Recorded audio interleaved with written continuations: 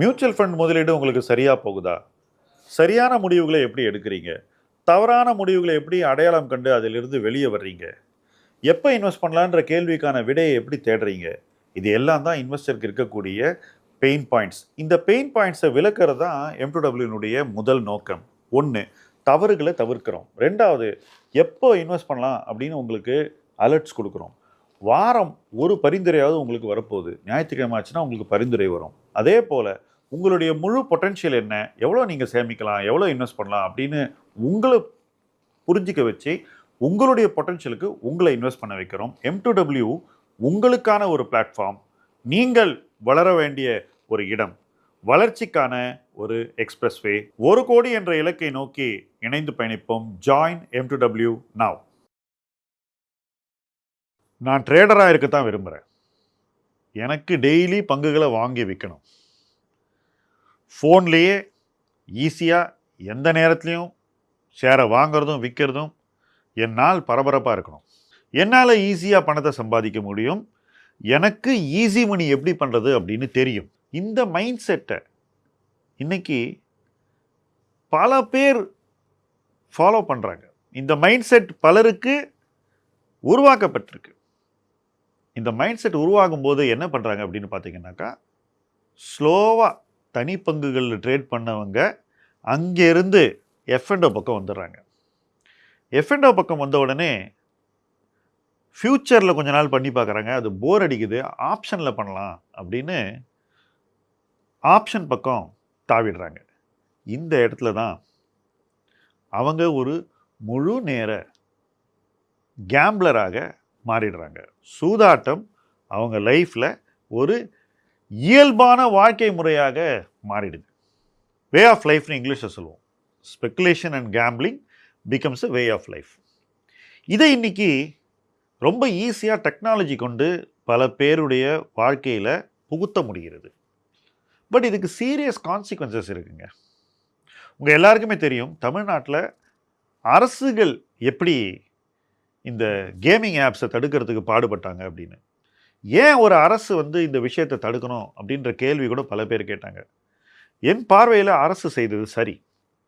எனக்கு தெரியாதவங்க போய் ஒரு விஷயத்தில் மாட்டிக்கிட்டு பணத்தை இழக்கிறதுங்கிறது ஒரு சொசைட்டிக்கே லாஸ். அது ஏதோ ஒரு குடும்பத்துடைய லாஸ், ஒரு தனிநபருடைய லாஸ்ன்னு பார்க்காதீங்க. இப்படி லட்சக்கணக்கானவர்கள் பணத்தை இழக்கும்போது அது ஒட்டுமொத்த சமூகத்தினுடைய இழப்பாக மாறிவிடுகிறது. ஒருவேளை இவங்க இந்த கேமிங் ஆப்புக்கு போகாமல் இருந்திருந்தாக்கா, பணம் கொடுத்து ரம்மி விளையாடாமல் இருந்திருந்தாக்கா, இந்த பணத்தை அவங்க சேமித்து வளர்த்து அவங்களுடைய வருங்கால தேவைகளுக்கும் அவங்களுடைய குடும்பத்தின் வருங்கால தேவைகளுக்கும் ஒரு கார்பஸ் பில் பண்ணியிருக்கலாம், ரிட்டையர்மெண்ட் கார்பஸ் பில் பண்ணியிருக்கலாம், வெல்த் கார்பஸ் பில் பண்ணியிருக்கலாம், நிறைய விஷயங்கள் பண்ணியிருக்கலாம். இது எல்லாம் அவங்க செய்ய தவறுவது எதனாலனாக்கா, இந்த கேமிங் ஆப் அவங்கள டெம்ப் பண்ணி உள்ளே கொண்டு வந்து சூதாட வைப்பதனால தான். இந்த சூதாட்டம் தான் பங்குச்சந்தைக்கு வரும்போது F&O என்ற வடிவம் பெறுகிறது. இதை இன்னைக்கு செய்யறதுக்கு தொழில்நுட்பம் ரொம்ப ஸ்ட்ராங்காக இருக்குது. உங்களுக்கு எப்படி சூதாடணும் நான் சொல்லித்தரேன் அப்படின்னு சொல்லக்கூடிய தொழில்நுட்பம். இந்த ஆள் நல்லா சூதாடிக்கிட்டு இருக்கான், இவனை நீங்கள் ஃபாலோ பண்ணுங்க, இவன் உண்மையிலேயே லாபம் பண்ணானா அப்படின்னு நான் வெரிஃபை பண்ணி உங்களுக்கு சொல்கிறேன், அதுக்கு ஒரு தொழில்நுட்பம். உங்ககிட்ட இவ்வளோ பணம் உங்கள் போர்ட்ஃபோலியோவில் இருக்குது, நீங்கள் வாங்கின பங்குகள், நீங்கள் முதல்ல பிளாட்ஃபார்முக்கு போயிருப்பீங்க, ஷேரை வாங்கியிருப்பீங்க 5-10 5-10ன்னு, அது சேர்ந்து ஒரு 10 லட்சம் ஆயிருக்கும். உங்ககிட்ட 10 லட்ச ரூபா போர்ட்ஃபோலியோ இருக்குது, எக்ஸ்ட்ரா பணமே கொடுக்காம உங்களுக்கு சூதாட நான் வழி சொல்லி தரேன், அதில் நீங்கள் லாபம் சம்பாதிச்சா அது ஃப்ரீ மணி, இன்வெஸ்ட் பண்ணாமல் உங்களால் பணம் சம்பாதிக்க முடியும். இப்படி உங்களை டெம்ப் பண்ணுறதுக்கு ஒரு தொழில்நுட்பம். உங்ககிட்ட இருக்கிற போர்ட்ஃபோலியோ இருக்கிற பணத்தை நீங்கள் பிளெட்ஜ் பண்ணி வாங்கிக்கங்க, கிளிக் ஆஃப் த பட்டனில் உங்களுக்கு கடனை நான் கொடுக்குறேன், அந்த கடனை வச்சுட்டு நீங்கள் ஆப்ஷன் ட்ரேடிங் பண்ணுங்கள், இப்படி ஒரு தொழில்நுட்பம். ஸோ படிப்படியாக என்ன நடக்குது அப்படின்னு பார்த்தீங்கன்னா, இந்த டெக்னாலஜி சமூகத்துக்கிட்ட இருக்கிற கேபிட்டலை எப்படியாவது ஸ்ட்ரா போட்டு உரியுது. யாருக்காகனா, யார் இந்த கெசினோஸுடைய ஓனரோ அவங்களுக்காக. என்னை பொறுத்த வரைக்கும் ஆர்கனைஸ்டாக தனி முதலீட்டாளர்களையும் நடுத்தர வர்க்கத்தினரையும் இந்த ஸ்பெகுலேஷனுக்குள்ளே கொண்டு வரதுக்கு யார் அதிக முயற்சி பண்ணுறாங்களோ அவங்க நடத்துறது ஸ்டாக் புரோக்கிங் கம்பெனி இல்லை, கசினோ தான். ஸோ இந்த கசினோ முதலாளிகள் ரொம்ப லாபகமாக முதல்ல வாங்க, நீங்கள் புரோக்கரேஜே கொடுக்க வேண்டாம், உங்களுக்கு சார்ஜஸே கிடையாது, எல்லாமே இலவசம் அப்படின்னு சொல்லி உங்களை உள்ளே கொண்டு வந்துட்டு ஸ்லோவாக இதை கொஞ்சம் பண்ணி பாருங்க, இது பண்ணால் உங்களுக்கு லாபம் வரும், இது உங்களுக்கு நல்லா இருக்கும் அப்படின்னு உங்களை ஸ்லோவாக படிப்படியாக எங்கே நீங்கள் போகக்கூடாதோ அந்த இடத்துல கொண்டு போய் நிறுத்திடுறாங்க. இதில் இன்னொரு விஷயத்தையும் நான் சொல்கிறேங்க, அவங்க நேரடியாக இதெல்லாம் செய்யறதில்ல. இந்த வேலையை செய்யறதே முழுக்க முழுக்க ஃபின்ஃப்ளூயன்சர்ஸ் தான். இந்த ஃபின்ஃப்ளூயன்சர்ஸ்க்கு பின்னாடி இவங்க இருக்காங்க. உதாரணத்துக்கு அவங்கள ப்ரமோட் பண்ணுவாங்க. ஒரு பிளாட்ஃபார்முக்கும் ஃபின்ஃப்ளூயன்சர்ஸ் இருக்காங்க. அந்த ஃபின்ஃப்ளூயன்சரை ப்ரமோட் பண்ணி அவர் இதை உங்களுக்கு ஊட்டி விடுவார். அந்த ஃபின்ஃப்ளூயன்சரோட விளம்பரத்தை உங்களுக்கு காட்டுவாங்க. அந்த விளம்பரத்தை உங்களுக்கு காட்டுறதுக்கு பிளாட்ஃபார்ம் பணம் செலவு பண்ணுது. உங்களுக்கு இதெல்லாம் தெரியாது. நீங்கள் நினச்சிக்கிட்டு இருக்கீங்க இதெல்லாம் நீங்களாக ஏதோ புதுசாக டிஸ்கவர் பண்ணி கற்றுக்கிட்டு பயங்கரமாக ஏதோ பண்ணிகிட்டு இருக்கீங்க நீங்கள் நினச்சிக்கிட்டு இருக்கீங்க. ஆனால் என்ன நடக்குது உண்மையிலே அப்படின்னு பார்த்தீங்கன்னா, உங்களை படிப்படியாக உள்ளே இழுத்துக்கிட்டு எங்கே நீங்கள் போகக்கூடாதோ அந்த இடத்துல கொண்டு நிறுத்திடுறாங்க. இதன் விளைவு என்ன? இதுக்கு அரசு என்ன சொல்லுது? அதுதான் இன்றைக்கி நம்ம பேச போகிறோம். ஏன்னா நம்ம எல்லாத்துக்குமே அரசு என்ன சொல்லுது அப்படின்னு எதிர்பார்க்குறோம். What is the government stand on this? பாராளுமன்றத்தில் minister of state of finance Pankaj Chaudhary அவர்கள் இதை பற்றி பேசியிருக்காரு. செபி தனிநபர்கள் F&O செக்மெண்ட்டில் என்ன பண்ணாங்க அப்படிங்கிறத கடந்த 5 ஆண்டுகளாக ஆண்டுதோறும் கணக்கெடுத்து வெளியிடுகிறது. இந்த கணக்கெடுப்பில் டாப் 15 புரோக்கர்ஸ் கவர் பண்ணுறாங்க. F&Oவில் யார் டாப் 15 புரோக்கர்ஸோ, ஒரு விஷயத்தை தெளிவாக புரிஞ்சுக்கங்க, நீங்கள் ரொம்ப கொண்டாடுற பிளாட்ஃபார்ம்ஸ்லாம் டாப் 5லேயே இருக்கும், அவங்க தான் டாப்பு. ஸோ இந்த டாப் 15 புரோக்கர்ஸ் உடைய டேட்டாவை எடுத்து அவங்கள கொடுக்க சொல்லி அந்த டேட்டாவை ஒரு சாம்பிளாக பண்ணும்போது கிட்டத்தட்ட பங்கு சந்தையில் இருக்கக்கூடிய 90 விழுக்காடு தனி முதலீட்டாளர்களை இவங்க கவர் பண்ணுறாங்க. பார்த்துங்க. So sample is 90% of the individual investors. இவங்க F&Oவில் ட்ரேட் பண்ணுறாங்க. ஓகே, F&Oவில் ட்ரேட் பண்ணுறவங்களுடைய எண்ணிக்கை என்ன ஆச்சு அப்படின்னு பார்த்தீங்கன்னா, FY22 2022 42.74 லட்சம் முதலீட்டாளர்கள் இருந்தாங்க. அது 2025 98.1, கிட்டத்தட்ட 1 கோடி முதலீட்டாளர்கள் கிட்ட வந்துருச்சு. இப்போ குறைஞ்சி 78.6 லேக் இன்வெஸ்டர்ஸாக மாறி இருக்கிறது. இந்த லாஸ்ட் 1 இயரில் குறைஞ்சதுக்கு முக்கிய காரணம் செபி எடுத்த மேல் நடவடிக்கைகள். இவங்களெல்லாம் இங்கே வரக்கூடாது, இவங்களுக்கு இந்த விஷயங்கள்லாம் நடக்கக்கூடாதுன்னு நிறைய மாற்றங்களை கொண்டு வராங்க. தனி மனிதர்கள் இந்த மாதிரி பிளாட்ஃபார்ம்ஸில் ஏமாறக்கூடாது என்ற ஒரு குறிக்கோளோடு. ஆனால் கூட பார்த்தீங்கன்னா 2022 42 லட்சம் முதலீட்டாளர்கள் பண்ண பிஸ்னஸ் 115 லட்சம் கோடி ரூபாய். அந்த அளவுக்கு டர்ன் ஓவர் பயங்கரமாக ஓடிக்கிட்டு இருக்கு. லாபம் இல்லை, வெறும் வாங்கி விற்கிறதுடைய மதிப்பு. FY25 இந்த ட்ரேடர்ஸினுடைய டர்ன் ஓவர் 213 லட்சம் கோடியாக உயர்ந்தது. அது இப்போ 202 லட்சம் கோடி ரூபாயாக மாறி இருக்கு. அதாவது 78.6 லட்சம் ட்ரேடர்ஸ் ஒரு வருஷத்தில் 202 லட்சம் கோடி ரூபாய்க்கு வணிகம் பண்ணுறாங்க. லாபம் இல்லை, வணிகம். சரி, இவ்வளவு வணிகம் பண்ணி எவ்வளவு மொத்த நஷ்டம் இந்த இன்வெஸ்டர்ஸ்க்கு வந்திருக்கு அப்படின்னு பார்த்தீங்கன்னா, 2026 91,685 கோடி ரூபாய், கிட்டத்தட்ட 91,000 crores. பார்த்துங்க. இது 2022 வெறும் 40,824 கோடியாக இருக்குது. ஸோ லாஸ் டபுளுக்கு மேலே ஆயிருக்கு. ஸோ முதலீட்டாளர்கள் எண்ணிக்கை கூடும்போது டோட்டல் லாஸ் டபுள் ஆகிடுது. பட் ஒரு நல்ல விஷயம் இதுலேயும் நடந்திருக்கு. போன வருஷம் 1,11,788 கோடி ரூபாய் லாஸ், 1 லேக்குக்கு மேலே லாஸ் பண்ணாங்க, 1 லேக் crore மேலே. அது இப்போ 91,685 crore கொஞ்சம் குறைஞ்சிருக்கு. ஸோ கிட்டத்தட்ட ஒரு 10,000 கோடி ரூபாய் தனிநபர்களுடைய நஷ்டம் சென்ற நிதி ஆண்டில் குறைஞ்சிருக்கு. நான் சொன்னது போல் இது ரெகுலேஷன் எடுத்த நடவடிக்கைகளால் மட்டும்தான் நடந்திருக்கு. ஆனால் பாருங்கள், 2022 இன்னி வரைக்கும் ஒரு தனி நபர் ட்ரேடர் அவருடைய சராசரி நஷ்டம் கிட்டத்தட்ட அதே அளவில் தான் இருக்குது. 2022 95,517 rupees மார்க்கெட்டுக்கு ஒரு தனியால் இழந்திருக்கார் சராசரியாக. அது இன்னைக்கு 1,16,654.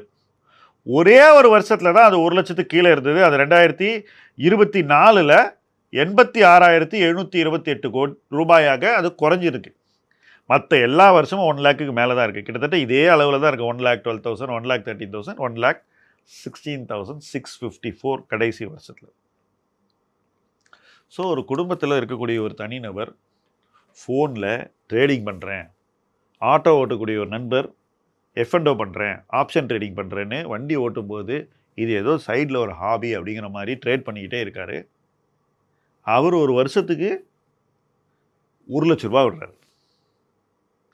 இந்த 1 லட்ச ரூபாயை அவர் இன்வெஸ்ட் பண்ணியிருந்தாருனாக்கா ஒரு ரீசனபிள் இன்வெஸ்ட்மெண்ட்டில் 7-8 வருஷத்தில் அவர் பணத்தை டபுள் பண்ணியிருப்பார். வருஷத்துக்கு 1 லட்சம்னா 10 வருஷத்தில் அது என்னவா இருக்குன்னு கொஞ்சம் யோசிச்சு பாருங்க.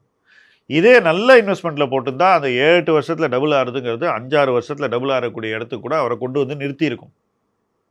ஆனால் எனக்கு முதலீடு வேணாம், எனக்கு சூதாட்டம் தான் வேணும், ட்ரேடிங் தான் வேணும் அப்படின்னு பிடிவாதமாக இருக்கக்கூடிய இந்த நபர்கள் கிட்டத்தட்ட 78.5 லேக் இன்வெஸ்டர்ஸ் 1 லட்சம் கோடி ரூபாய் வரைக்கும் வருஷம் இழக்கிறதுங்கிறது சோஷியல் லாஸ், ஒட்டுமொத்த சமூகத்தினுடைய நஷ்டம்.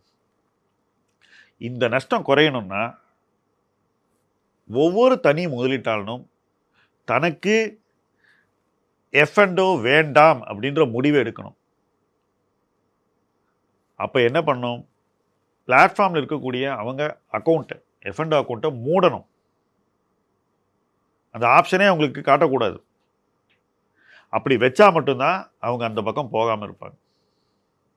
அதே போல் இனி வரும் காலங்களில் பியூர் சேவிங் அண்ட் இன்வெஸ்டிங் பண்ணும் மட்டும்தான் வேணும் அப்படின்னு அவங்க முடிவு எடுக்கணும். வேறு எதுவும் செய்யக்கூடாது. எல்லாருமே என்ன நினைக்கிறாங்கன்னா ஈஸி மணி பண்ணிடலாம், டெக்னாலஜி நமக்கு டிரான்சாக்ட் பண்ண நிறைய பாதை காட்டுது, எல்லாமே இன்டர்நெட்டில் இருக்குது, அதனால் ஈஸி மணி பண்ணுறது ரொம்ப ஈஸி, இப்படி தான் எல்லோரும் நினைக்கிறாங்க. இதனால் என்ன நடக்குதுன்னா ஈஸியாக லாஸ் நடக்குது. டிரான்சாக்ஷன் பண்ணுறது எப்போ இவ்வளவு ஈஸி ஆகுதோ லாஸ் பண்ணுறதும் அதோடு சேர்ந்து ஈஸி ஆகிடுது. இதுதான் என்னுடைய அனுபவம். என்னுடைய நண்பர் எங்கிட்ட 1993-94 ஒரு விஷயம் சொன்னார். நான் ஒரு நாள் மதிய நேரத்தில் போய் அவங்க ஆஃபீஸில் NSE ஸ்க்ரீன் எதிர்க்கு நின்று ரேட்டெல்லாம் பார்த்துக்கிட்டே இருந்தேன். இதை போட அதை விரு ஏதோ சொல்லியிருந்தேன் 1 மணி நேரம். அவர் வந்தார் அங்கேருந்து. நீ எதுக்கு இங்கே இருக்க? நீ இன்வெஸ்டர் தானே, நீ மற்ற வேலையை பாரு, எதுக்கு இந்த இடத்துல வந்து உட்காந்துருக்க அப்படின்னு நான் அங்கேருந்து விரட்டி விட்டார். இது 33 வருஷம் முன்னாடி. என்கிட்ட ஒரே ஒரு விஷயம் தான் சொன்னார், நீ என்ன வேணால் இன்வெஸ்ட் பண்ணு, இங்கே வந்து உட்காந்து இதை பண்ணாத. அதனால தான் நான் வளர்ந்தேன். அந்த ஒரு காரணம் என்னை இந்த இடத்துக்கு கொண்டு வந்து நிறுத்துச்சு. என்னோடு இருந்த பல முதலீட்டாளர் நண்பர்கள் இன்னைக்கும் நம்ம வீடியோலையும் கமெண்ட்ஸ் போடுறாங்க இதை பற்றி, இது எப்படி அவங்களுக்கு உதவலை அப்படிங்கிறத பற்றி. இதுதான் யதார்த்தம். ஆனால் நாங்களாம் ஒரு இடத்துல உட்காந்து ஒருத்தர் பார்த்தோம், பேசிக்கிட்டோம், இதை பண்ணாதேன்னு சொன்னோம், இல்லை இது வேண்டான்னு சொல்கிறதுக்கு யாரோ ஒருத்தர் இருந்தாங்க. இன்றைக்கி அப்படி யாருமே இல்லை. நீங்கள் உங்கள் ஃபோன், அவ்வளோதான். எல்லா மிஸ்டேக்ஸும் தனிமையில் நடக்குது. அந்த மிஸ்டேக்கை தடுக்கிறதுக்கு யாரும் கிடையாது.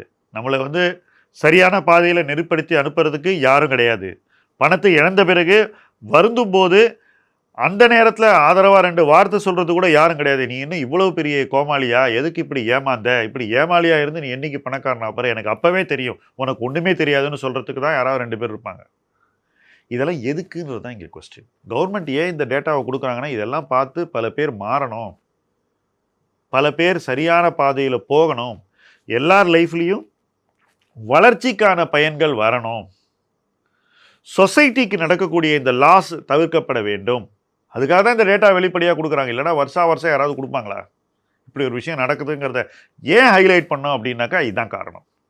ஆனாலும் ஒரு பக்கம் கவர்மெண்ட் இதெல்லாம் பண்ணாலும் இன்னொரு பக்கம் தொழில்நுட்பத்தை கொண்ட பெருநிறுவனங்கள் வாங்க இது ரொம்ப ஈஸி, இங்கே நீங்கள் வரலாம் அப்படின்னு சொல்வதும், அவங்களுக்கு அவங்க சார்பாக இயங்கக்கூடிய இன்ஃப்ளூயன்சர்ஸ் நான் உங்களுக்கு பாதையை காட்டுறேன், நீங்கள் ஈஸியாக பண்ணலாம் அப்படின்னு உங்களை ஸ்லோவாக அந்த பக்கம் இழுக்கிறதும் நடந்துக்கிட்டே தான் இருக்குது.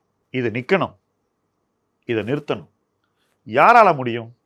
உங்களால் முடியும், உங்களுடைய அக்கௌண்ட்டில் முடியும், உங்களுடைய வாழ்க்கையில் முடியும். ஒவ்வொரு தனிநபரும் இதை நிறுத்தினாக்கா நிச்சயமாக அவங்க ஒரு பெட்டர் பிளேஸுக்கு வந்துடுவாங்க லைஃப்பில். முக்கியமாக ஸ்லிப் ஆக மாட்டாங்க. ஏன்னா ₹1,00,000 ஒருத்தன் ஒரு வருஷத்தில் விட்டுட்டானா அதுக்கப்புறம் அவங்களால மீண்டே வர முடியாது. உங்களுக்கு நிறைய பேர் இதை விட அதிகமான சம்ஸை இழந்திருக்காங்க F&Oல அப்படின்னு தெரிஞ்சிருக்கும். அந்த அனுபவங்கள், உங்களுடைய அந்த அனுபவங்களின் புரிதல்கள், உங்களுடைய பார்வை தாராளமாக நீங்கள் கமெண்ட் செக்ஷனில் எழுதலாம்.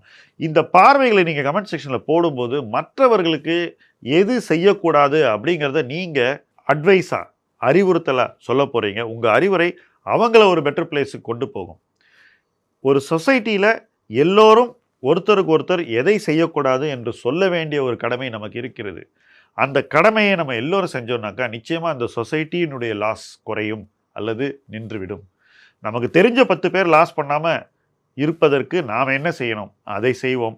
அதுதான் நம்முடைய கடமை. அதுக்கப்புறம் அவங்க போய் 10 பேருக்கு சொல்லுவாங்க. இப்படித்தான் நம்ம இந்த சோஷியல் லாஸை அரெஸ்ட் பண்ண முடியும், அதை நிறுத்த முடியும். இந்த சோஷியல் லாஸை அரெஸ்ட் பண்ண வேண்டியது நம்ம எல்லோருடைய குறிக்கோளாக இருக்க வேண்டும். அந்த குறிக்கோள் நிறைவேற இணைந்து பயணிப்போம். முதலீட்டு களம் உங்கள் களம். நன்றி.